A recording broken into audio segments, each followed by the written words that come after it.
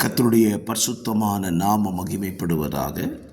ஆசீர்வாதமான ஒரு நல்ல காலை நேரத்திலேயும் அனுதினம் அண்ணா என்கிற வேத தியானத்தினால் உங்களை சந்திப்பதிலே மிகுந்த சந்தோஷம்.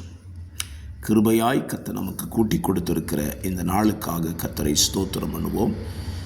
இந்த புதிய நாளிலேயும் நமக்கு ஒரு வேத தியான பகுதியை தியானத்திற்காக எடுத்துக்கொள்வோம். யாத்திராகமம் 2ஆம் அதிகாரம். 2ஆம் அதிகாரத்திலே 25 வசனங்களை உள்ளடக்கின ஒரு வேத பகுதியை வாசிக்க முடியும். இந்த அதிகாரம் மோசே எப்படி உருவாக்கப்படுகிறான் என்பதை இந்த அதிகாரத்தில் நீங்கள் கற்றுக்கொள்ள முடியும். மோசேயினுடைய தாய், தகப்பன், சகோதரி ஆகிய 3 பேரும் சேர்ந்து மோசேயை காப்பாற்றுகிறார்கள். தேவன் அவர்களை கருவியாக எடுத்து காப்பாற்றுகிறார். மோசே வளர்ந்து பெரியவனாகிறான். அவன் தன்னை ஒரு தேவ ஜனங்களுக்கு உதவி செய்கிற ஒரு தலைவனாய் தேவன் மாற்றுவார் என்று நினைத்துதான் சில காரியங்களை செய்கிறான். ஆகிலும் தேவ திட்டம் வித்தியாசமாக இருந்ததினாலே அவன் தப்பி மீதியான் தேசத்திற்கு போய் அங்கே தன் குடும்ப வாழ்க்கையை ஆரம்பிக்கிறதை இந்த அதிகாரத்தில் நீங்கள் வாசிக்கலாம். இந்த காலவேளை நம்முடைய தியானத்திற்காக வேத புத்தகத்தில் ஒரு காரியத்தை உங்களோடு கூட பேசும்படி விரும்புகிறேன். நமக்கு ஏராளமான காரியங்கள் இந்த அதிகாரத்தில் கற்றுக்கொள்வதற்கு இருந்தாலும் சுருக்கமான வேத தியானத்தில் 2 காரியத்தை உங்களோடு கூட சொல்ல விரும்புகிறேன்.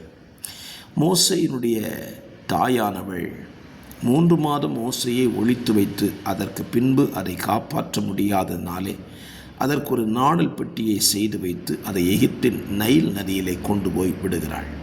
பாருங்கள், அந்த அதிகாரத்தில் அப்படி கொண்டு போய் விட்டபோது அவனுடைய தமக்கை அல்லது சகோதரி, மூத்த சகோதரி மோசேக்கு என்ன சம்பவிக்கப் போகிறது என்பதை பார்த்து கொண்டிருக்கிறாள். பாருங்கள், தன்னுடைய சகோதரன் அல்லது மோசே மரித்து போகக்கூடாது என்பதிலே அவனுடைய சகோதரியாயிருந்த மிரியாம் கவனமாயிருந்தாள். ஒரு குடும்பத்தில் இருக்கிற பிள்ளைகள், மூத்தவர்கள் இளையவர்களை குறித்த கவலை உள்ளவர்களாக இருக்க வேண்டும். தேவன் அவர்களை மூத்தவர்களாக அல்லது முதற்பேரானவர்களாக சிருஷ்டிக்க காரணம் என்ன? ரூபன் முதற்பேரானவனாய் இருந்தான். அவனுக்குள்ளே ஒரு ஆசை இருந்தது, யோசேப்பை எப்படியாவது காப்பாற்றிவிட வேண்டும். அதுதான் ஒரு குடும்பத்தில் உள்ள நபர்களுக்கு தேவையானதே. இங்கே பாருங்கள், ஆரோன் மூத்திருந்தாலும் இங்கே மிரியாம் தன்னுடைய தம்பியின் மரணத்தை அவள் விரும்பவில்லை. ஆகவே அந்த பிள்ளைக்கு சம்பவிக்கிறதை குறித்து கவனமாக இருக்கிறாள். இறுதியிலே பார்வோனுடைய குமாரத்தை அந்த குழந்தையை எடுத்த பொழுது இவள் ஓடி போய் சொல்கிறாள், இந்த குழந்தையை வளர்க்கக்கூடிய தாயை கொண்டு வரட்டுமா என்று கேட்டு அப்படியே மோசேயை தன் தாயினிடத்திலே கொண்டு போய் சேர்த்து விடுகிறாள். என்னை கேட்கிற அருமையான கர்த்தருடைய பிள்ளைகளே, இன்றைக்கும் குடும்ப ரீதியாகவும் ஆவிக்குரிய ரீதியாகவும் மற்றவர்கள் கெட்டு போவதை நீங்கள் விரும்பாதிருக்க பிரயாசப்படுங்கள். அவர்கள் அழிந்தால் என்ன, நாம் பிழைத்திருக்கிறோமே என்று நினைத்து விடாதிருங்கள். மற்றவர்களை அழிவில் நின்று காக்கப்படுவதற்குத்தான் கர்த்தர் உங்களை பிழைக்க வைத்திருக்கிறார் என்பதை புரிந்து கொள்ளுங்கள். அதை மிரியாம் செய்தாள். அதே போல் மோசையினுடைய வாழ்க்கையை பாருங்கள். மோசையை கர்த்தர் பார்வோனுடைய வீட்டில் வளர்க்கும் பொழுது மோசையினுடைய வளர்ப்பெல்லாம் இஸ்ரவேல் ஜனங்களை குறித்த எண்ணத்தோடு அவன் வளர்க்கப்பட்டான். அதனால்தான் இஸ்ரவேல் ஒருவனை எகிப்தியன் அடிக்கிறதை கண்டு அங்குமிங்கும் சுற்றி பார்த்து எகிப்தியனை கொண்டு போடுகிறான்.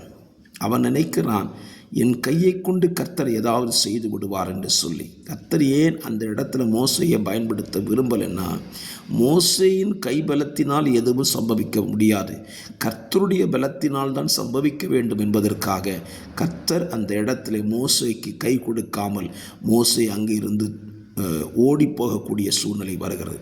இன்றைக்கும் காலவழியை சிந்தித்துக் கொள்ளுங்கள். உங்கள் கை பலத்தை வச்சு கர்த்தர் எதையாவது செய்ய நினைக்கிறார்னா இல்லவே இல்லை. அவர் பலத்தை கொண்டு உங்களை கொண்டு செய்வார். அதுதான் தேவ திட்டம். அதற்கு உங்களை ஒப்பு கொடுங்கள். கர்த்தர் உங்களை ஆசீர்வதிப்பார். பரிசுத்த பிதாவே, இந்த காலவெளியிலேயும் எங்கள் கைபலத்தினால் எதையும் சாதிக்கல் என்றவரை உங்கள் பலத்தை கொண்டு நாங்கள் சாதித்து பலனடைய உதவி செய்யும். வார்த்தையை கேட்கிற பிள்ளைகளை ஆசீர்வதியும். இயேசுவின் நாமத்தில் பிதாவே, ஆமென்.